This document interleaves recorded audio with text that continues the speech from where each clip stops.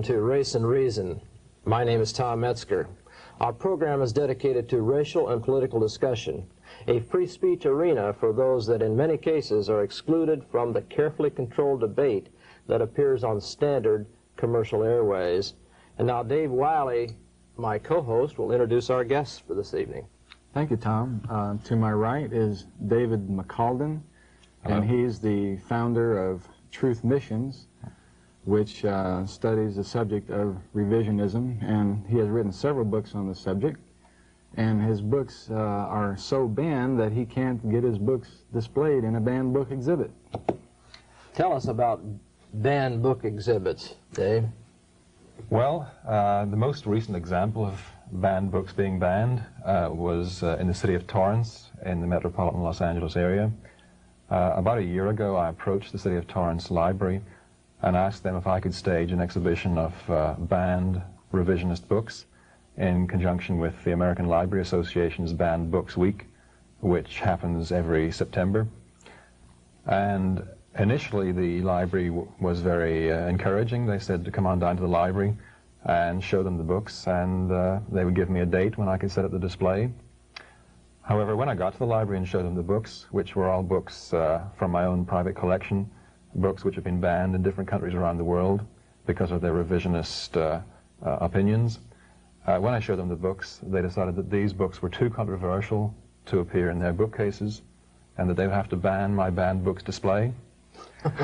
So I immediately contacted the American Library Association in Chicago, which was the sponsor of Banned Books Week in the first place, and I told them the story, and they were outraged. They said that they would get on to the Torrance Library right away and shake their tree a little bit and make sure that they allowed my banned books display to take place. However, I omitted, in my telephone conversation, I omitted telling the people in Chicago the nature of the books, the revisionist nature of the books, and consequently it came as a surprise to them to learn that the banned books were of a revisionist nature. But as soon as they found out that that was the case, they immediately reversed themselves, and now the people in Chicago lined up with the Torrance Library in agreeing that my banned books display should itself be banned. Let me ask you this. Explain to our audience, what is revisionism? There's probably a lot of people in the audience who don't know what that means. Well, Harry Elmer Barnes, who's dead now, but he was one of the founding fathers of revisionism. He once defined revisionism as bringing history into accord with the facts. And inherent in that definition is, of course, a very skeptical view of history books. And it's a view that he had and a view that I have. History books are written very often by the court historians, by the historians who are hired by the establishment to write books, to write an account, a narrative of events, just to suit the political expediencies at the time. And it's the purpose of revisionists to debunk those court historiographies and to show how the truth can be very, very different from how it's supposed to have been in the standard history texts. In other words, cleaning up history a bit? That's one way of putting it, and I'd certainly agree with that. That's my purpose. Now, the books that were banned from the banned book display, what were the titles and what were some of these books about? There were 5 or 6 titles, a couple written by Americans. One was The Hoax of the 20th Century by Dr. Arthur Butts. That book has been banned in West Germany and in Canada, and I can tell you more about the Canada situation later on if you like. There was also a book called Anne Frank's Diary, a Hoax, written by Ditlev Felderer. He was thrown in jail for 9 months in Sweden for daring to write that book. There was the Auschwitz Myth, which was written and published in Germany by a retired judge, Dr. Wilhelm Steglich. His book was banned by the West German government. It was seized by the authorities and pulped, and also the printing plates and printing negatives were also seized and destroyed by the order of the court. So those are just some examples of the books that I wanted to exhibit and to display, and the library and the American Library Association both thought that they were the wrong kind of banned books. So it sounds like we have a little bit of freedom of speech, but, huh? Well, I have the American Library Association's catalog of banned books. It runs to about 400 titles, And there's books that have been banned by the Vatican, banned in South Africa, banned in Russia, banned in the United States early on. But they're all of a left-wing or communistic nature. There isn't a single book in their listing which is of a revisionist nature at all. So in conjunction with my campaign to mount the display, I asked the American Library Association if they would insert these revisionist books into their listing, since my books met all the criteria that they had laid down for their definition of a banned book. And there's been absolute silence from Chicago. So I'm going to bring the matter to a head this December. There's going to be a convention of the California Library Association at the Bonaventure Hotel in Los Angeles, and I have rented a booth for Truth Missions where I will hand out flyers and leaflets describing this shocking case of hypocrisy. And I will also be renting a room at the hotel where I will be featuring guest speakers from different colleges and universities who will be speaking about free speech on the Holocaust. And that should attract considerable attention and generate considerable controversy at the convention. Yes, sounds interesting. Well, when I was in high school, they told us that in America that there wasn't, there was no such thing as banned books, and they cited examples from other countries of countries that would ban books, of course, unless it was pornographic or disgusting in some nature, or just, an intentional... Yeah. Well, is there anything pornographic in your... No, there was nothing whatsoever pornographic or anything that could remotely be described as pornographic in these books. In fact, I mentioned the Butts book being banned in Canada. They banned it by edict. It wasn't banned by any legislature or by any court ruling. It was banned by an edict from the Canadian equivalent of the IRS, the Revenue Canada, and they described the book as immoral and obscene. So I flew to Canada 2 months ago to attend a show trial, as an observer for the free speech lobby, and I brought with me a copy of the Butts book, and I declared it to the customs officer at Toronto Airport and challenged him to seize the book and told him that it had been ruled as immoral and obscene. So he leafed through the book and said, well, I can't see what's immoral or obscene about it. And I said, well, neither can I, but your government has just banned it from importation. That reminds me of when we had Greg Withrow on the show from the White Student Union, and came out in that show that there had been forums circulated on campuses, high schools around Southern California, in which it was a crime to put out, I think it said criminal ideas or something on the campus, and obscene literature. Mm-hmm. It would seem to me that somebody is trying to stretch this word obscene to cover a lot more areas than the Americans have known it to be. Apparently the powers to be feel that obscene is that which they don't like, and that if they're in power and they don't like it, that's obscene. And if you question something that has been taken as like mythology, right, then that's what it seems like to me. Yeah. Well, I'm a member of the Free Speech Committee of the Southern California chapter of the American Civil Liberties Union, and of course they've been renowned for running into court to get judicial protection for pornographic literature and communist literature and free speech for communist academics and so on. But when I went to this committee, of which I'm a member myself, and told them about the persecution that's going on in this country and other countries, and the book banning that's going on all around the world in this revisionist area, they just didn't want to know. They just had one excuse after another why they wouldn't take up the case. Either it was too far away, or it was too old, or it was outside their purview.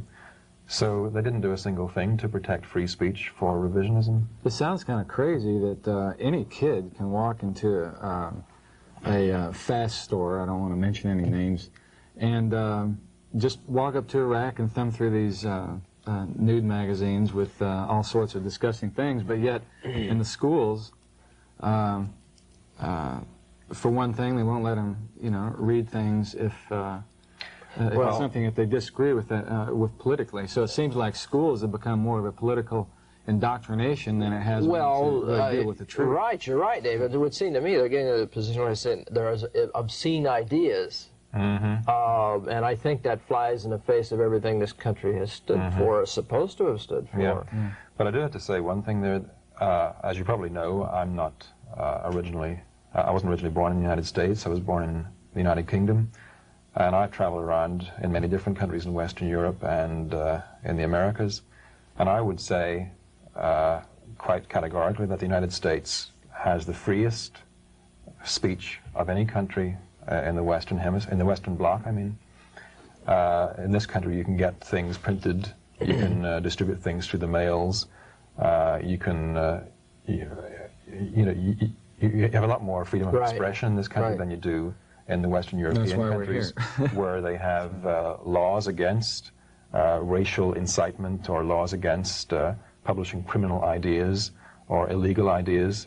West Germany is about the worst country, and Britain and France are not far behind. It would seem that that's why we must fight so hard, because it's obvious that our country is beginning to move in the direction that many other countries have. Now, You've, from what I've read about you, worked quite a bit trying to help people in these other countries. Now, I read of a program that you're involved with Mr. Felder over in Sweden. What was that all about? Well, I see myself as a kind of a safety net, a free speech safety net. When people around the world get thrown in jail, or when they get their books seized or pulped, when the free speech organizations in those countries or neighboring countries fail to do anything about it, then that's when I step in and launch free speech campaigns on behalf of those victims. Now, the case of Ditlev Felder is one example of that. He was arrested in Sweden about a year and a half ago. The pretext was that he had caused racial incitement to racial hatred, but the real reason was that he had written a book called Anne Frank's Diary, a Hoax, which exposed the whole Anne Frank dowry business as being a complete fraud, probably fabricated by her father in collusion with others. But anyway, he ended up in jail for that offense, and none of the free speech organizations around the world, in London or America or in Sweden, would do anything about it whatsoever. How about Amnesty International?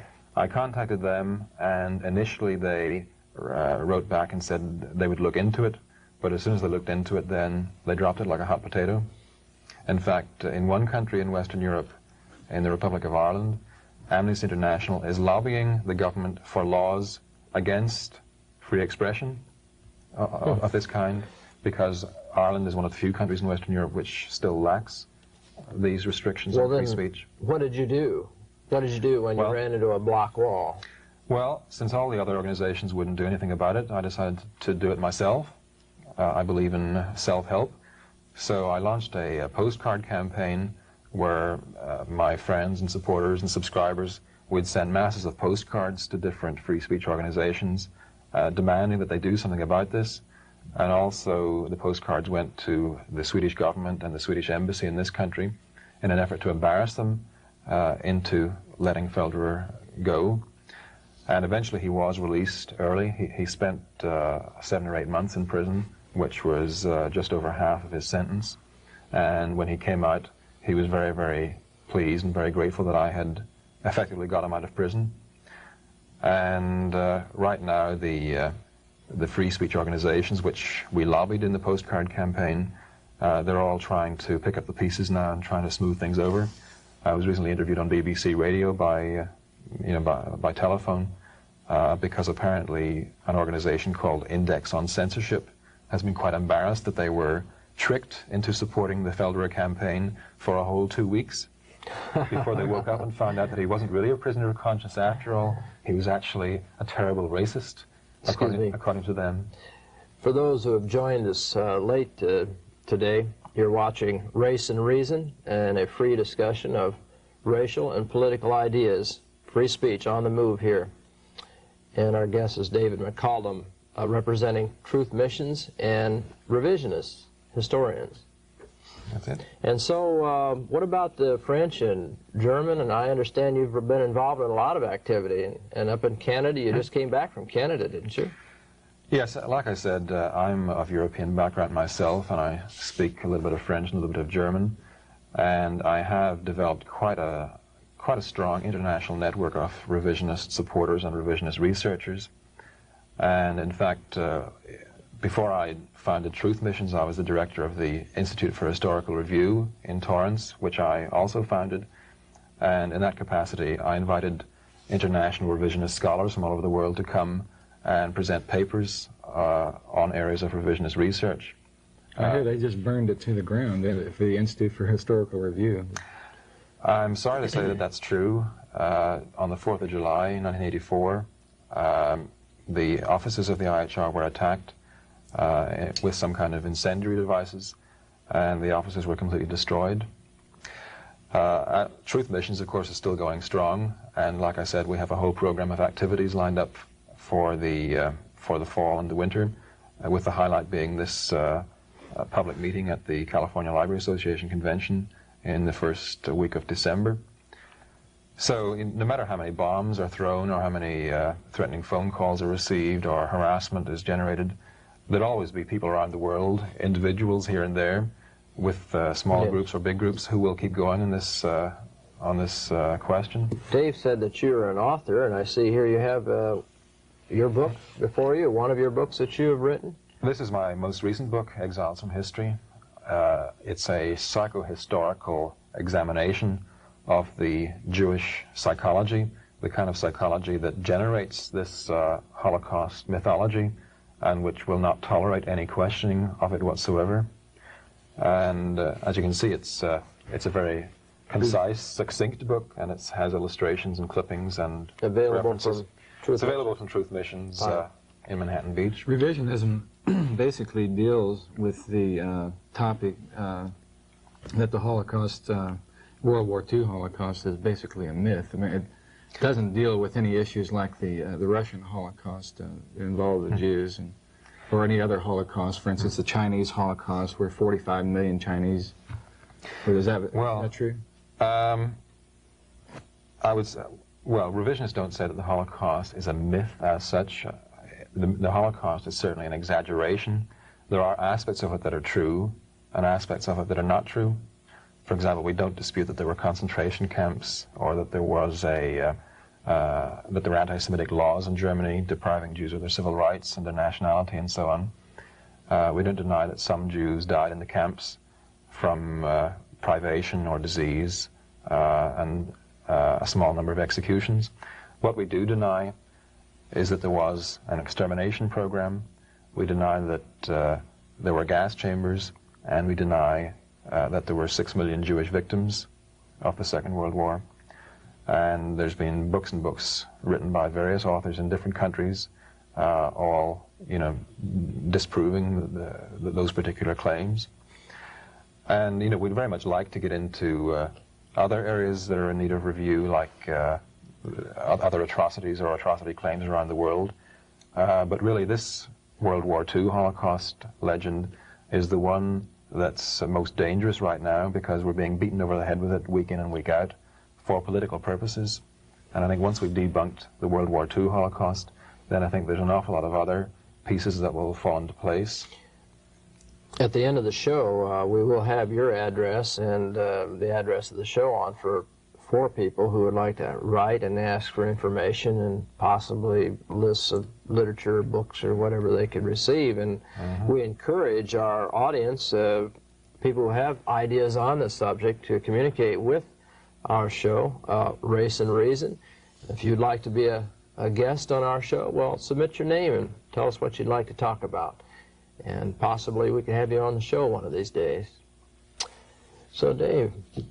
Well, do you feel that or are you motivated by, or do you feel, either one, that the Holocaust story as it is has caused discrimination against German nationals just because they're German, not because they were ever Nazis, but simply on the grounds that they were German, and people feel that, well, it must be something about Germans that has caused the past discriminatory practices?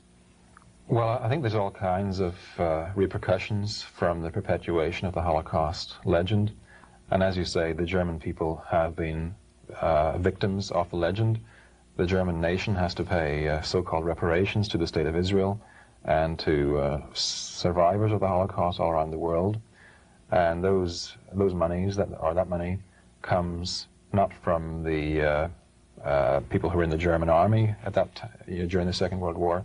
It comes from the new generation of Germans, people my own age, who were not born during the Second World War, yet they're paying taxes to the West German government, who pay money over to Israel for alleged crimes which these young people had nothing to do with. They weren't even around when these alleged crimes were supposed to have been committed. That sounds a little bit like some of the affirmative action programs in this country, that somehow the present population of white working people are somehow tied to slave masters in the South, and somehow have collective guilt for possible something like the sins of the people. fathers are visited upon the sons and their sons, and so on and so forth. But it would seem to me that these type of programs like that only just keep the antagonisms going. They don't heal wounds, they seem to open the wounds. Well, you brought up the subject of race relations in the United States. I think the Holocaust is also used as a kind of a bludgeon to beat people over the head with in this country, partly to pay taxes so the American government can send even more foreign aid to Israel, but also it's used in a way psychologically to try to make the whole subject of race a taboo subject, a subject which cannot be discussed, because we've all been taught that Hitler was a terrible racist, and racism leads to the gas chambers. It leads to the extermination of 6 million Jews. Well, now, that formula effectively squelches any free and open debate on the subject of race relations in America and in any Western country for that matter. So once we can debunk the Holocaust myth, then there will be a free and open debate on the subject of race, and maybe people will be a lot more objective in their conclusions instead of being emotional and hysterical like they get now. Why don't you tell us about what's going on in Canada? I understand there's a man up there who's been hauled into court and being charged with pretty extreme things up there. Canada seems to have followed the example of Western Europe. In many respects, all the road signs are all in kilometers now, and all of their public signs are in 2 languages. And they've also brought in this new race relations legislation, copying their British and French counterparts. And this race relations legislation makes it illegal to say or publish anything that would cause anguish to a member of any minority group. Then they also have some other laws on the books which date back some decades and some centuries in some cases, which makes it a crime to publish anything which is not true. So a friend of mine by the name of Ernst Zundel has been arrested and charged under one of these laws.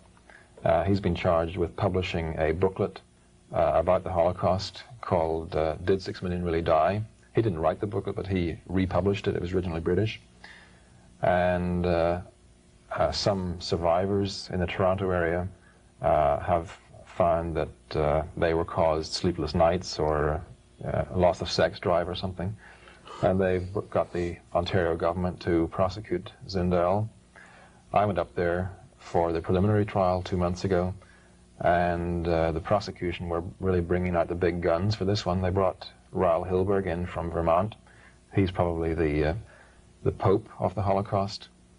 And they brought in a Nuremberg prosecutor who lives in New York, and they brought in somebody from the International Red Cross. And they're really going to town with this case against Zundel.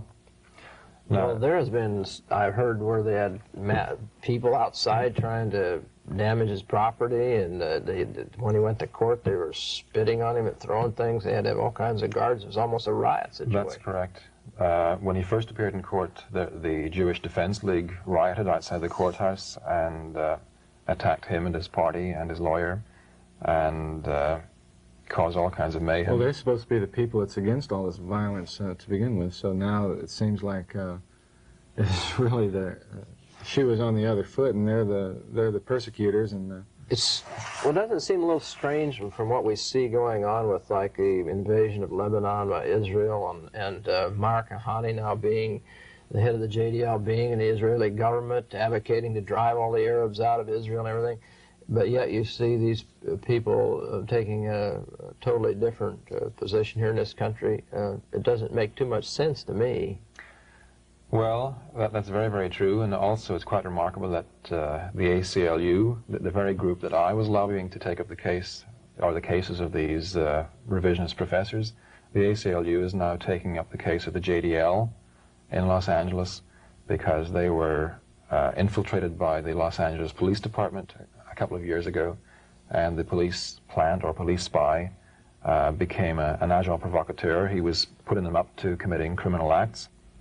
And now the JDL are suing the police department for, violation of their civil rights and so on. And the ACLU is going to court to bat for them on the JDL's behalf. Seems strange to me that I don't read incidents where people like the JDL are actually defending, say, working-class Jews in an area like Fairfax as much as they're going out and attacking people who disagree with tactics of the State of Israel or disagree with some of the history books and so forth. It seems like they're not, they're sort of like a Jewish aggressive society or something.